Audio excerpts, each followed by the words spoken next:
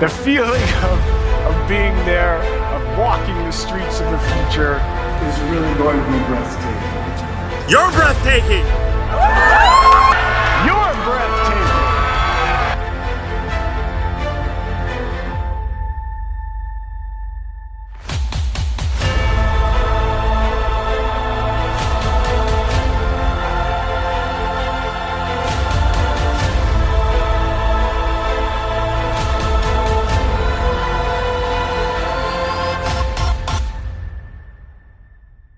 We got breaking news about Cyberpunk. You excited? Yeah, what is it? It's delayed for a long time. A really long time.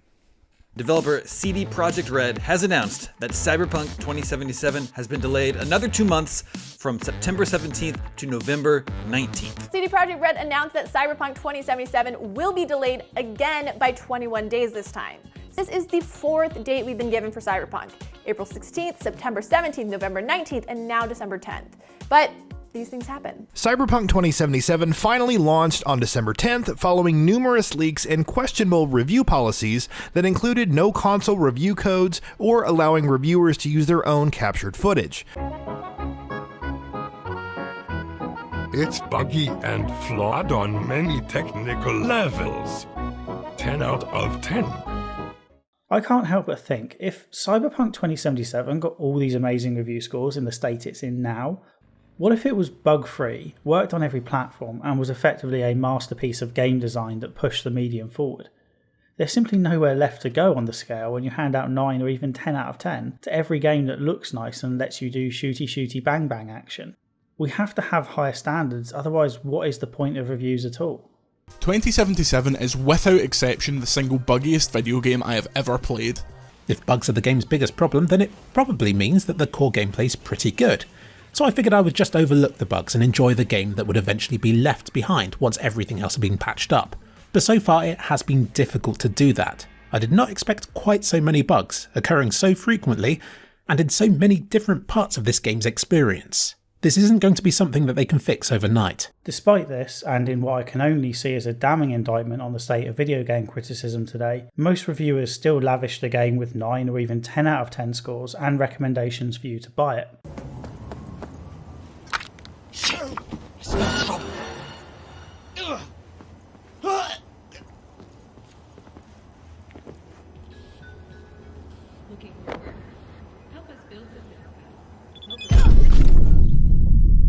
The desert is odd because there seems to be ghost cars everywhere that appear and disappear in the distance based on how close you get.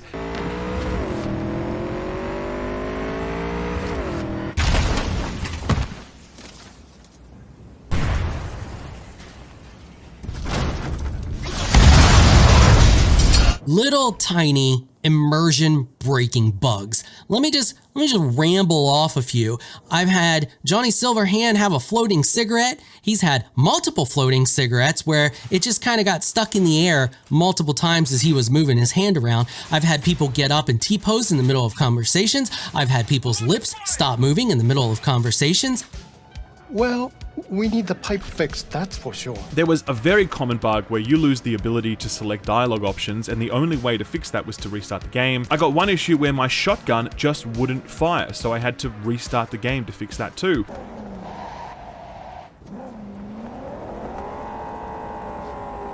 Fitted pad in your pockets, though.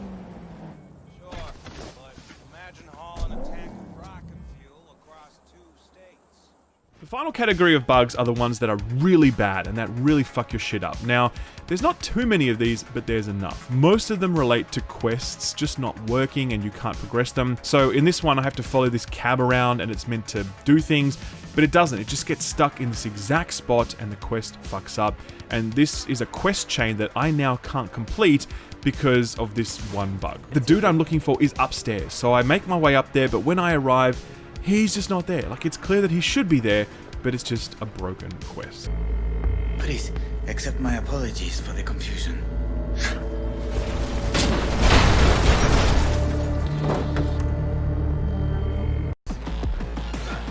What? Oh no! It's rave time! Yeah. They're certified bug-free. Shit, Victor, not bad. I don't know what to say. Say you'll take this and remember the dosage. 2 whips now, and another 2 in an hour.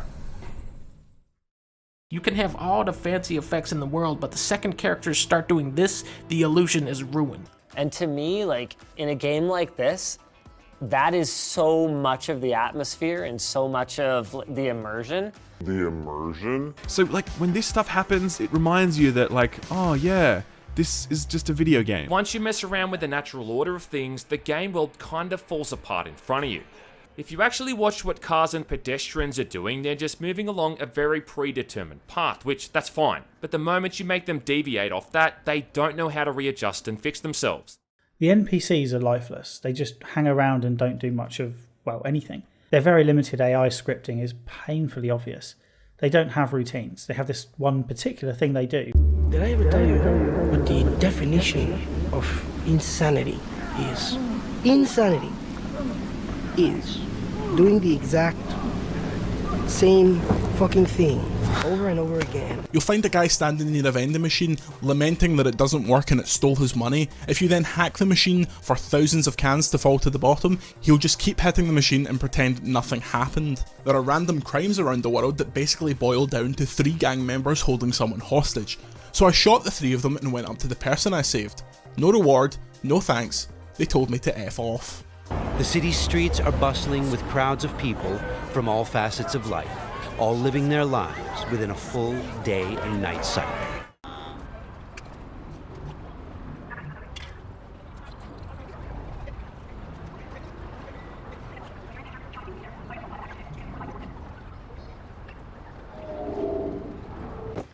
Got milk? Every fucking NPC has a goddamn fucking cycle or whatever. There's like a fucking daily routine and shit. My fucking ass. Just straight up lie. I saw an NPC comforting someone who was crying. I decided to check in on them to see what happened, and she commented on the weather. It's hot today.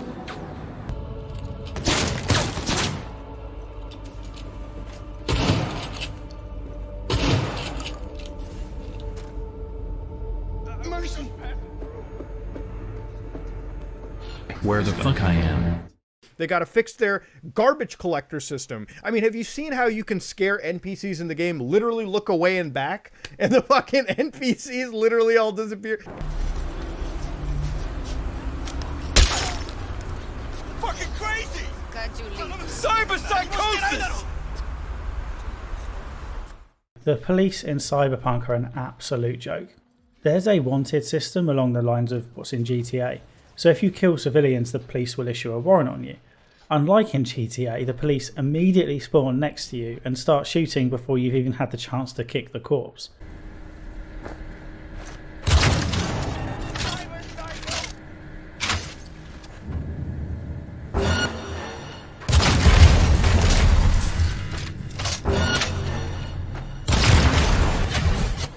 You piece!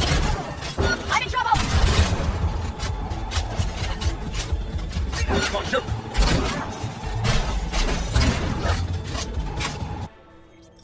Where did... What the What? Where the fuck is the cop? The fucking cop just fucking spawned in out of fucking nowhere! Is there a fucking door? What the fuck? What the? Oh my god! This game! What the fuck? Who the fuck is shooting me?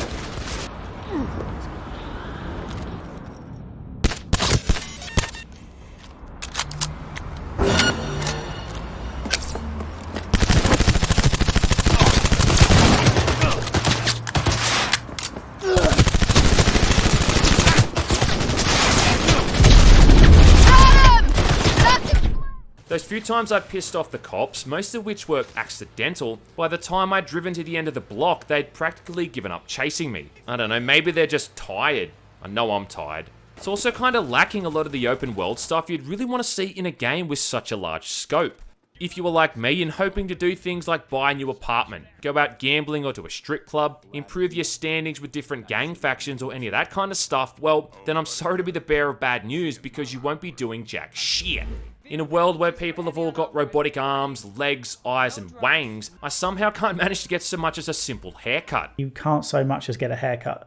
I find that absolutely staggering, to be honest. Even Geralt could visit a barber. The much bigger problem with customization is the way that this game handles clothing. When I started picking up clothing and seeing that it had armor stats on it, I was like, oh, okay, cool. Well, surely there's some sort of transmog system in place that lets me keep my stats but customize the look of my character as I see fit. No, that's not the case. If you want to use the best gear you have, then you have to expect that you will look like some kind of fluoro-inspired trash can hobo with random mismatched items just thrown together. It was a bit of a bummer. The way the game handles light is a big one. Some scenes are so awash with light that it looks like it hasn't been balanced correctly. One shootout was so bright and red that I could barely see what was going on. Often when driving in first-person mode, the road was just too bright and I couldn't actually see anything. I found one graphical setting that sort of turned off all of the lights for some reason. There's a lot of light being thrown around in this game, and it's clear that some more work needs to be done to iron out some of these kinks. There's also a lot of issues with performance. I am on an RTX 3090, 64 gigabytes of RAM, an i9-9900K. If I'm having trouble getting 60 frames, like I'm averaging 40 to 60 frames on my hardware. If I'm getting that performance, I can only shit myself wondering what people below me have, the average gamer on PC. This is unacceptable, and it needs patching for sure. Yes, the game is pretty. It's not pretty enough to drag a 3090 to its fucking knees in such a fashion. Even on the absolute top-of-the-line computer specs, Cyberpunk only manages a little over 20 FPS when outputting at a native 4K resolution and cranking up all of NVIDIA's special ray tracing features. According to a thread on Cyberpunk 2077 subreddit, save files need to stay below 8 megabytes to keep them safe. But this is proving difficult for an RPG game that usually demands a lot of crafting and collectibles. 8 megabytes? I understand it's a save file. They're not saving actual like textures and assets and things like that, but 8 megabytes is not a lot. I wouldn't think 8 megabytes was a lot in like 1997, but anyway. This issue is also plaguing PC players, which have hitherto escaped many of the major issues affecting the console version. The studio has confirmed that once corrupted, there's no way to recover the save, so it recommends you keep a lower amount of items and crafting materials in a RPG game. On the base PS4 and Xbox One, the game's performance has been shockingly bad in its early days. From pedestrian and traffic density being extremely low, to textures often taking dozens of seconds to load, to frame rate being choppy and slow, to sudden crashes that keep booting people out of the game. Characters will often appear blocky while you wait an agonizingly long time for their faces to show up to the party, and geometry or textures will sometimes fail to appear even with all the effects like film grain and motion blur turned off. If your only option right now is to play Cyberpunk 2077 on either of the base platforms, I highly suggest you don't play at all until its many terrible performance issues are fixed. And if you've already bought it and had an experience similar to what I've described, you should absolutely get a refund if possible. Hey there, dollface. The PlayStation 4 and Xbox One versions are simply not in an acceptable state. And you know what? A lot of people are like, that is a next-gen game. Of course it's gonna run like crap on 7-year-old hardware. To which I'm gonna fucking tell you, alright, why the hell did they even goddamn release it on 7-year-old hardware if they knew it was gonna run like shit? But CD Projekt Red hyped it up as being pretty good on numerous occasions.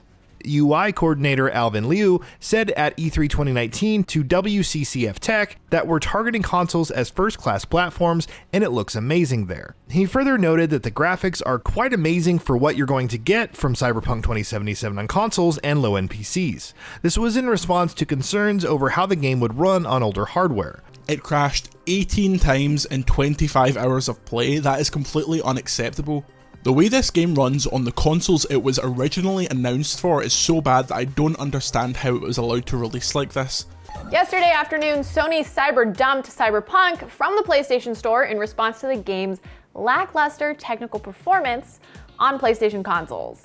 and is offering full refunds to those who had purchased the game digitally from Sony's storefront. The Twitter statement also implies that CDPR totally definitely was part of the decision to remove Cyberpunk from the PlayStation Store, with the developer claiming this all went down after their discussion with Sony. The situation with the console versions is dire, possibly lawsuit worthy. Warsaw-based lawyer Mikolaj Osachowski plans to file a class action lawsuit against CD Projekt Red. A big part of our RPG experience is having a world that is interactive. Here, a generic ad has morphed into an advertisement specifically tailored to V, informing her of the nearest vendor she can purchase the product. In this case, it shows us where to find some Nicola soda. This particular ad board is not in the final game, and I haven't necessarily noticed this type of interactivity so far in my playthrough. Welcome to Jurassic Park.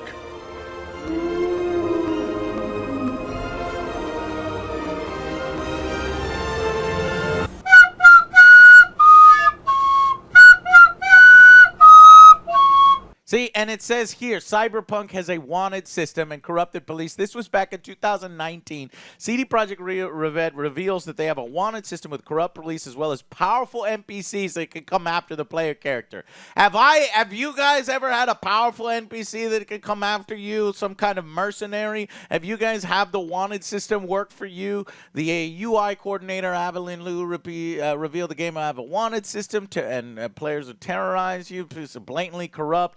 So the police system is blatantly corrupt and could take bribes. At what point could I have offered a bribe to that officer? Are you serious? Summoning cars works pretty much the same as you would summon Roach in The Witcher 3. Your transportation may or may not show up on a roof somewhere, but you know, we're still working on fixing some bugs here and there.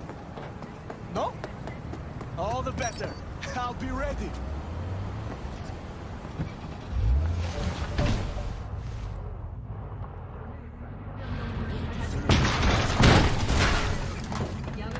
Most modern games like this offer a sort of mouse-based steering assist to make the experience smoother than just the WASD keys allow. There's none of that here, which meant I was practically forced to pick up the controller for driving, lest it become a complete shit show. When I was using an Xbox controller, I had a recurring issue where certain buttons and directions on the controller would simply cease to work, so I could accelerate in my car, but I couldn't turn left or right. The only way to fix this was to restart the game. I did this half a dozen times before I got over it and just played the whole thing on a keyboard and mouse. That means I never really enjoyed driving as much as I could have, which is a big shame. And cars just don't feel great. They feel too floaty and their turn circles aren't nearly responsive enough. This is an even bigger issue because of the minimap. Doesn't zoom out while you're driving, so you'll constantly miss your turn and have to skid 180 degrees hoping you don't take out a pedestrian. I've seen some truly psychotic claims that the driving in this is on par with Grand Theft Auto 5. The people saying this should seek medical attention because something has happened to their brains.